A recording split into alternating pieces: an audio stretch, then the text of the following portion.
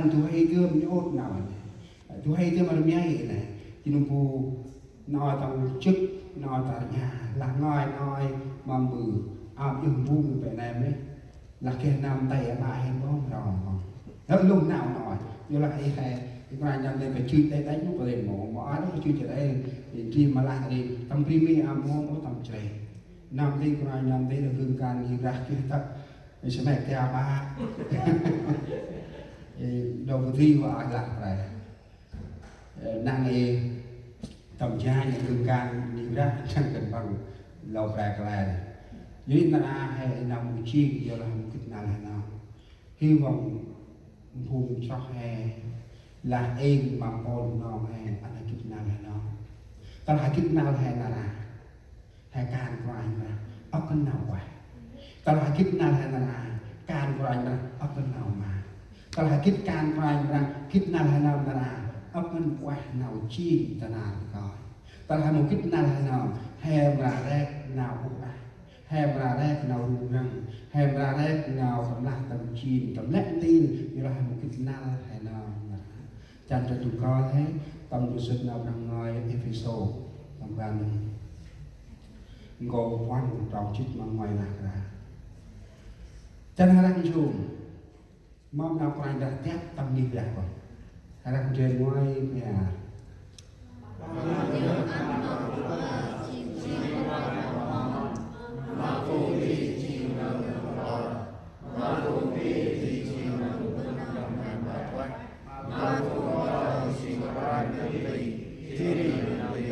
này như chị là ác quan là này như chị quan là chặt cái gì rằng không thì là quan nằm đây có được không mong bữa bằng lạc là mong ai chị quan ao món vùng đi nằm vừa nó vùng đi đóng trình vương nằm mà quá vùng ý tê chị quan nằm đây khi mà đức chi gì rằng tầm lẽ vuông ý này khi mà kít na phong thì mỗi người phải nhận biết cái vị trí của mình để xây dựng nhà Chúa mỗi một ngày lớn lên. Ta là tầm trăm po là ngoài tầm nào giờ là sứ đồ, ra tiên tri, ba thầy giảng, bốn mục sư, năm giáo sư. Nếu trong năm chức vụ này không biết nhận biết mình để gây dựng hội thánh, chỉ là gây dựng cái sự ra rối. Nếu trong năm điều vị này trong hội thánh mà biết nhận biết mình hầu việc Chúa, gây dựng hội thánh của Ngài, thì hội thánh đó sẽ lớn hơn. Như thế ta làm một cái năng tầm trăm đô la, chỉ một cái năng tầm can của anh là đức duyên nhiều đó, ta làm một cái năng hệ đức duyên mà đâu ác tiêu chỉ, ta là tầm trăm đô la cái năng hệ nó đức duyên nhiều ra, chỉ nhiều ra đây là chi vay vậy mà đây, tim lòng chân trên đôi co hai đồng hai hand cứ ra trong chim nào đi tu nào bác can mà còn anh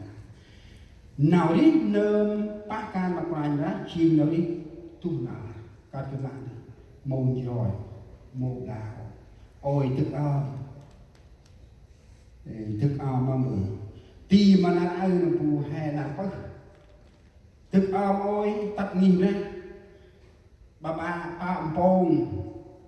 ba mà bự ai có phê hẹn củaเราba tầng nghìn ra hè là hôm sắp rạc nghìn ra thì rốt cà phê bắt pha thì là kết ở bên lại bự gần rồi sắp rạc củaเราchẳng hết cà phê đấy nhận rốt cà phê mua đó gần mua cái cà phê nghiền cái đâu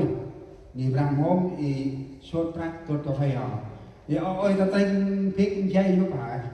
thì ôi tên đóng anh này lạ hơn là cái mà mình cứ đi ăn vùng rau nó một cà phê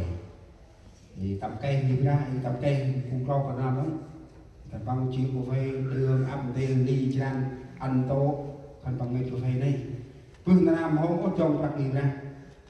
thì bằng nghề cà phê thì tôi khai lên cái áp cái tại này làm cái đông chỉ ôi chị đi là hè mùa mày chụp ngân chỉ ta là hè plau anh plau mày nhưng là hè càng này người chỉ đi chỉ dưới là ông cho lòng lệ phun gương càng này in nào đi nơm bác càng mặc ngoài ra chìm nào đi môn rồi một đào ơn mà hè tàn ra đẹp hít ruy hè tắt tà mì dân như là bè hè mà bự là hè một hít ruy ôm lo hè cá mua lo tắt tà mì hè bè này đấy tắt lo thì nào thì là cha rồi đi là han pal ri với cha rồi đi với mô mình cũng chạm rách mày cha rồi đi đông kia mì ngăn đông ta là hay mô han áo mà nó mô khơi áo đi nông bù na nông bù hay thu mi hay này chỉ rách pram là sàn nhà ta là khăn ai chỉ được mô tu nó pa can mặc ngoài pram nít mà pa can lo chỉ pư nghi ra này ô a rung ra anh em mình là anh kít na là nó chỉ hay làm anh tu nó tầm can ngoài lời khách mà phun rất mô khách mà phun trâu cái nào mô kít tầm ốp nằm đi ốp gừng can ốp răng hèm mâm can ai gì nào là tu nó lỡ hay là giao bằng nào can phù trao chỉ mà phun năm đây lôi năm tới sạch cực lôi năm tới mùi sạch tiêu ấy về ăn năm rồi tao nè mình ăn sạch rồi để cực một hết cái bà mình cái này chi mà nào phù lại sạch thì chi lôi năm tới sạch lôi năm sạch tiêu ấy nhưng mà mỗi một năm chúng ta mỗi 2 năm bầu ban trị sự thì trong 2 năm đó không có làm cái gì hết dưới hai sao là ông lo nồng ở nhà là ngừng ca nghỉ ra ở nhà là ngừng ca trung năm ở nhà là ngừng ca phú ở nhà là ngừng ca chồng vâng tam đi trao đi tu năm họ mặc y ta còn chùm vậy đi hình như là hai đào vậy là trăm linh gương can củaเราmình vô sao vô bà hả nãy em vừa xong gương can hè à dù mà tết ngân chọc lục chọc cành quá đông chú khai đây hôm sau ra khai hôm sau ai khai hôm có lòng ra hay trương bang pho bang cái bà hôm sau mà hôm thích đọc dưới là làm mong bừng mong ý nào bước nào bước hít bước nào bước hít nào ca này giờ là tầm phun pa ca y phun gân phun tép ta đấy một cái nào nó một sợi tròn cực mày là can xôn phải sao bà là một can xôn này một sao đó